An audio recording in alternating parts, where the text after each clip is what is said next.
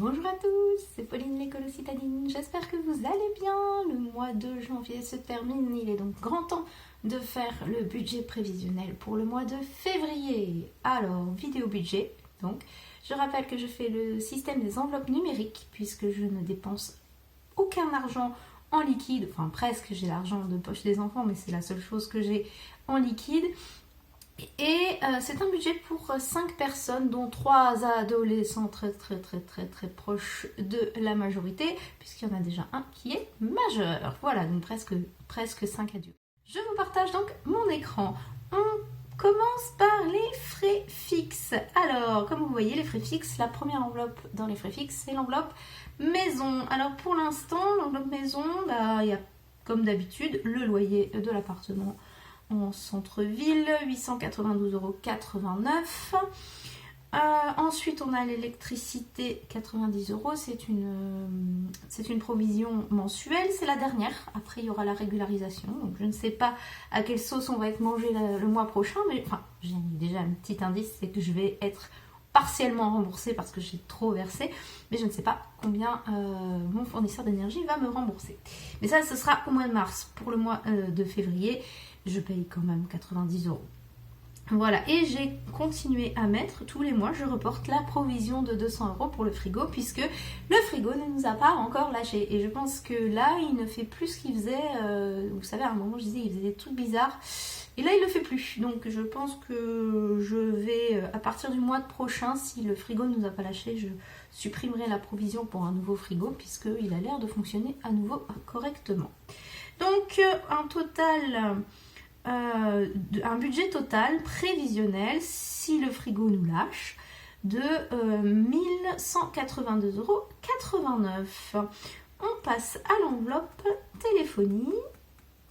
Alors, l'enveloppe téléphonie, voilà. Bien, ça ne change pas, c'est le même que le mois dernier. Hein. On a donc les mobiles de toute la famille. Donc ici, à 6 € le forfait, les 3 forfaits mobiles de mon mari et 2 de mes enfants. Mon forfait mobile à moi, si je les sépare, c'est parce qu'en fait, on ne paye pas au même moment. On n'est pas sur la même facture, en fait. Donc 2 € chacun, donc au total 8 € pour tous nos forfaits mobiles. Et le forfait mobile à 5,98 € de mon troisième fils qui a besoin d'une connexion internet. Donc on lui a pris un forfait un petit peu plus cher. Et la box internet à 37,99 €, ce qui nous fait un total de 51,97 € pour le mois de février. Ça ne change pas, c'est quasiment toujours la même chose. On passe à l'enveloppe transport. Alors, transport, mon abonnement de transport à 55 €. Oui, qui est partiellement remboursé. Oui, mais il faut que j'envoie les justificatifs et je ne l'ai toujours pas fait. Donc, je ne suis pas remboursée. Peut-être que j'y penserai ce mois-ci. Donc, 55 € c'est mon abonnement de transport et 61,60 € pour mon mari, puisqu'il va aller... il va reprendre son stage, il est en stage actuellement 2 rues à côté de chez nous, donc il n'a pas besoin de transport, mais qu'il va reprendre sa formation au centre de formation, et là il va devoir prendre le métro pour y aller. Du coup, il va falloir qu'il se paye des tickets pour y aller, donc 61,60 €. Ce qui nous fait un total de 116,60 € pour les transports. Je ne prends pas de ticket de transport pour mon fils aîné qui est majeur et donc n'a plus les transports gratuits parce que il a encore les tickets que je lui avais achetés le mois dernier, donc il n'en aura pas besoin ce mois-ci. Voilà, on passe à l'enveloppe frais fixes bancaires. Comme d'habitude, la cotisation du compte bancaire, 9,26 € qui ne change pas. Voilà. Si, je crois que j'ai payé 9,21 € le mois dernier, mais... Bref, voilà la cotisation bancaire qui ne change pas. Et l'enveloppe assurance, la complémentaire santé de moi et les enfants à 104,64 €. On va en avoir bien besoin là parce qu'il y a plusieurs...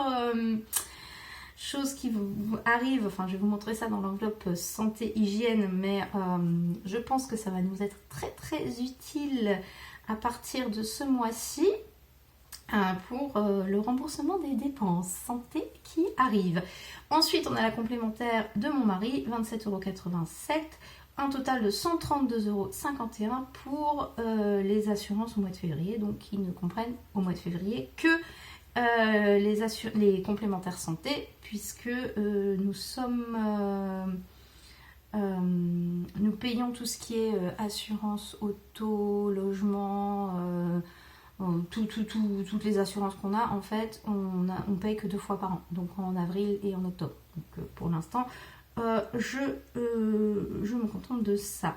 Donc on passe à la dernière enveloppe de frais fixes, les frais professionnels. Alors, ce mois-ci, je compte encore 20 € ici pour moi de frais professionnels. Je vais certainement acheter un paquet de farine pour faire des crêpes pour les anniversaires du mois de février à l'école. J'ai pas grand chose d'autre à acheter, donc je pense pas que ça fasse 20 € ce mois-ci, mais bon, je préfère mettre 20 € au cas où. La cantine de mon mari, puisqu'il retourne à son centre de formation, donc 52,20 €. J'ai compté tous les jours où il est censé y être. Après, d'après ce que j'ai compris, il y a un jour où il n'y sera pas, mais bon, ça, franchement, un repas de plus ou de moins, ça fera pas beaucoup de différence. Voilà, et les frais divers de mon mari, puisque son auto-entreprise est encore ouverte.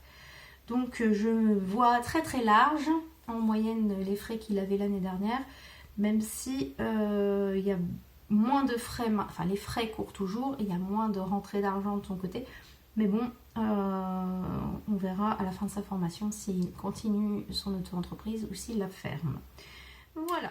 Passons maintenant à l'enveloppe des frais variables. Alors, dans mes enveloppes frais variables, j'ai la plus grosse enveloppe, je pense, l'enveloppe alimentaire. Ça ne change pas beaucoup du mois dernier. Comme vous pouvez voir, au niveau de l'enveloppe alimentaire, on a nos courses du début de mois. Donc, comme d'habitude, 150 €, excusez-moi, 150 € au supermarché Carrefour en drive, 50 € de prévu au Carrefour Market pour acheter les fruits et les légumes, et 150 € de prévu au magasin Métro, qui est un magasin pour les professionnels et où on achète certains produits qui y sont beaucoup moins chers, en plus gros packaging. Voilà, donc en général je dépasse les 150 € à Métro, mais je suis en dessous des 150 € à Carrefour, donc ça s'équilibre, mais je préfère mettre 150 pour ça. Et ce mois-ci, vous pouvez voir que j'ai rajouté Paris Store. Je ne sais pas si vous connaissez, c'est une enseigne de produits asiatiques. Et bien, tout simplement, je dois y racheter des nouilles de konjac pour moi, parce que je n'en ai plus. Et je dois également racheter du vinaigre de riz pour faire des sushis.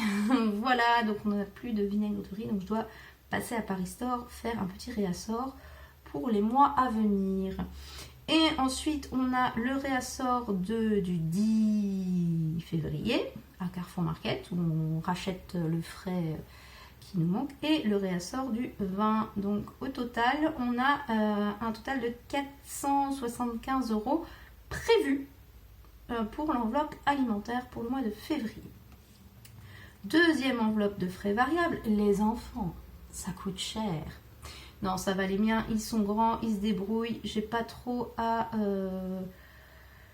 leur payer énormément de choses. Ils ont leur argent de poche, ils se débrouillent avec. Donc, argent de poche pour les 3 enfants. Donc, pour mes 2 lycéens, ils ont chacun 20 €. Et pour mon collégien, il a 10 €. Donc, un total de 50 €, puisque aucun ne nous doit d'argent ce mois-ci. La cantine du lycée, voilà, donc j'ai prévu 114 €, ce qui devrait couvrir les repas qu'ils devraient avoir pour le mois de février jusqu'aux vacances, puisqu'il y a les vacances la dernière semaine de février. On passe à l'enveloppe frais variables, excusez-moi. Suivante, les vêtements. Alors, à chaque fois je me dis, je mets jamais rien dans l'enveloppe vêtements, et là, depuis quelques mois, il y a toujours quelque chose.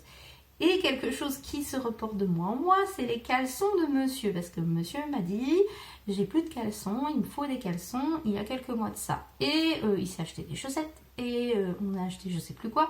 Et du coup, de mois en mois, ça reporte ces caleçons, parce que je dis, si t'achètes comme ça sur un coup de tête des vêtements, bah moi ton caleçon qui est prévu, je le reporte. Voilà, tu as dépensé l'argent de tes caleçons pour autre chose, donc je reporte. Et là, il m'a annoncé que en fait, il avait plus besoin de caleçons.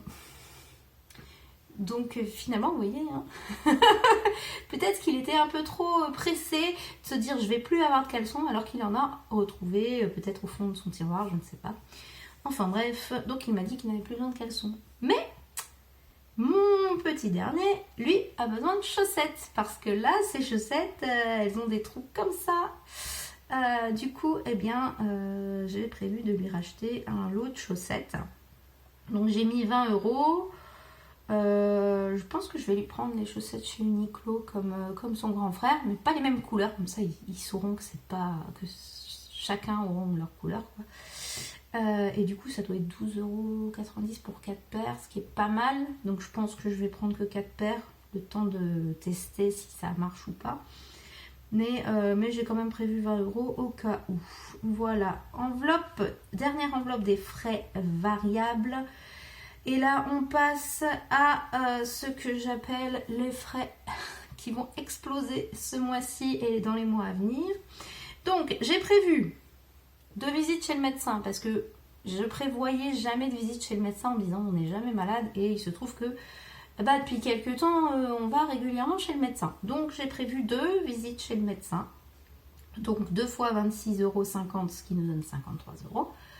En espérant qu'on n'en ait pas besoin. Hein. Normalement, on n'en a pas besoin. Mon mari, il y est allé ce mois-ci, il ne va pas y retourner ce mois qui arrive. Enfin, j'espère. Surtout qu'il a d'autres trucs de prévus là. J'ai prévu également 25 € de médicaments puisque je provisionnais jamais tout ce qui était aspirine, sirop contre la toux, ce genre de choses qu'on achète hors prescription. Et en fait, je me rends compte que ça consomme pas mal quand même. Donc, j'ai mis 25 € au cas où. Et ensuite, on passe ici, là, voilà, et précisément au psychologue. J'ai quelqu'un dans mon environnement familial direct qui doit aller voir un psychologue sur sa demande. Donc, on a prévu 200 € de psychologue pour le mois qui vient, sachant qu'il a des séances prévues qui doivent être offertes, enfin bref, je n'ai pas trop compris le principe, mais il me semble qu'il y a quelques séances qui ne seront pas à payer ou qui seront intégralement remboursées, je ne sais pas, mais je vous rappelle qu'un psychologue n'étant pas un médecin, ça n'est officiellement pas remboursé par la sécurité sociale et donc il faut voir avec votre mutuelle et je pense que ma mutuelle qui est extrêmement mauvaise pour ça ne va pas rembourser les séances qui sont au-delà des séances offertes par la sécurité sociale. Bref, donc j'ai prévu 200 €, je ne sais absolument pas puisqu'on n'a pas encore déterminé quel psychologue cette personne de ma famille va aller voir. Mais ça nous fait un peu plus que d'habitude au niveau du budget. Et comme vous pouvez voir, on a également 2 rendez-vous anesthésistes. En fait, il y a un rendez-vous anesthésiste pour mon mari parce qu'il doit se faire opérer d'une hernie inguinale, si vous connaissez. C'est au niveau du ventre où il y a l'intestin qui ressort, donc il faut qu'il soit re-rentré. Enfin bref, c'est pas beau à voir et pour l'instant ça lui fait pas mal, mais c'est gênant. Donc on l'opère avant que ça devienne vraiment douloureux. Donc il doit être opéré au mois de février. Je n'ai d'ailleurs pas mis son opération parce que je ne sais absolument pas combien il va payer. Donc opération, je vais le mettre. Opération, voilà. Et je vais mettre 3000 €. Non, je vais rien mettre du tout. Mais je vais rien mettre du tout parce que ça va être remboursé en partie. Je sais que tout va pas être remboursé parce qu'il passe par une clinique privée. Donc il y a pas... Tout va certainement pas être remboursé, mais comme je sais pas du tout combien ça va nous coûter et que le mois dernier il y a eu beaucoup de dépenses de santé, mais il y a eu aussi beaucoup de remboursements très très rapides. Je pense que là les remboursements vont être aussi très rapides et du coup ça va s'équilibrer sur le mois. Voilà, donc ça c'est l'anesthésiste pour mon mari puisqu'il doit être opéré avant les vacances. Et l'anesthésiste pour mon fils aîné qui lui doit être opéré avant les vacances de mars. Voilà, il va être opéré juste avant... non, même pas en fait, il va être opéré à la mi-mars. Donc ouais, ce sera pas pendant les vacances du tout en fait. Je raconte n'importe quoi. Donc il doit voir l'anesthésiste un mois avant. Et du coup, eh bien, ce sera mi-février pour pouvoir opérer son pied. Donc vous voyez, quand je dis qu'il va y avoir pas mal de dépenses de santé dans les mois à venir, ça fait beaucoup. Heureusement, moi, j'ai rien de prévu. Enfin, en tout cas, j'ai pas prévu d'être malade, ni de me casser un bras, ni quoi que ce soit. On verra si ça tient. Voilà. Donc au total, un budget de 438 € et plus, puisqu'il va y avoir une opération dans une clinique privée. Alors c'est remboursé partiellement, hein. Je sais, et on passe par une clinique privée parce que je sais pas pourquoi. Peut-être parce que il est passé par le premier chirurgien qui l'a trouvé et que c'était un chirurgien qui travaille dans une clinique privée. Je ne sais pas. En tout cas, si, c'est parce qu'il a déjà été là-bas en fait. Il était déjà suivi dans cette clinique-là, donc il y retourne. Ça faisait des années qu'il n'avait pas mis les pieds là-bas. Enfin bref. Donc 438 € et plus. Si affinité. Bien, maintenant on passe à l'enveloppe loisir. L'enveloppe loisir, puisque j'ai deux enveloppes dans ma catégorie loisir. J'ai l'enveloppe loisir et j'ai l'enveloppe vacances. Donc l'enveloppe loisir, eh bien on a l'abonnement 10 heures de monsieur, l'abonnement au monde de monsieur, ce qui nous fait un total de 22,98 € comme tous les mois. Il y a rien d'autre de prévu, rien prévu pendant les vacances. Voilà, on va faire des petites vacances tranquilles à notre appartement. On va pas sortir, on ira se promener quand il fera beau et on fera pas grand chose d'autre parce que de toute façon mon mari travaille pendant les vacances, donc on va pas trop s'éloigner. Et bien l'enveloppe vacances, la dernière enveloppe de toute façon, l'enveloppe vacances, eh bien rien. Parce que je n'ai pas de chèque vacances en cours et que je vous avais dit que j'avais eu un problème avec le site des chèques vacances et que j'attendais le 1er janvier pour pouvoir relancer mon dossier. Et en fait, ils ont automatiquement transféré mon brouillon 2023 en brouillon 2024. Donc en gros, je suis bloquée éternellement sur le site des chèques vacances. Je ne peux rien faire puisque quand je leur écris un mail, ils me disent d'appeler le numéro d'aide, que quand j'appelle le numéro d'aide, personne ne répond. On reste au téléphone pendant des heures et on n'a aucune réponse. Donc en gros, je vais devoir envoyer un dossier papier. Et donc le dossier papier, il commencera à être retiré au mois d'avril, puisqu'il faut un mois entre le moment où ils reçoivent, ils instruisent dans les 5 jours, donc il faut que ce soit... Enfin bref. Il y a des délais, donc je ne payerai rien en chèque vacances avant le mois d'avril. Mais j'ai déjà prévu que j'allais mettre 100 € de côté pendant un an, ce qui fait que je pourrais... J'aurai pas de chèque vacances cette année pour le camping, c'est dommage. Enfin, il m'en reste 2 de l'année dernière, donc voilà. Mais j'aurai mes chèques vacances pour l'année prochaine, hein, voilà, comme ça. Donc, au total, budget loisirs, vacances, 0. On a donc un budget prévisionnel de 3145,41 €. On passe maintenant aux revenus. Alors, les revenus prévisionnels pour le mois de février sont les mêmes que le mois dernier. J'ai repris les mêmes nombres. Sachant que j'ai mis 500 € de la CAF le mois dernier, on a touché 700, donc je pense qu'on va toucher aussi dans les 700, mais je préfère rester pessimiste pour avoir une bonne surprise à la fin du mois que au contraire de mettre 700 et au fait non, on n'a que 500 €. Donc la CAF devrait nous payer au minimum 500 € pour les allocations familiales. L'allocation logement, je crois pas qu'on ait eu la prime d'activité ce mois-ci. Enfin bref, voilà.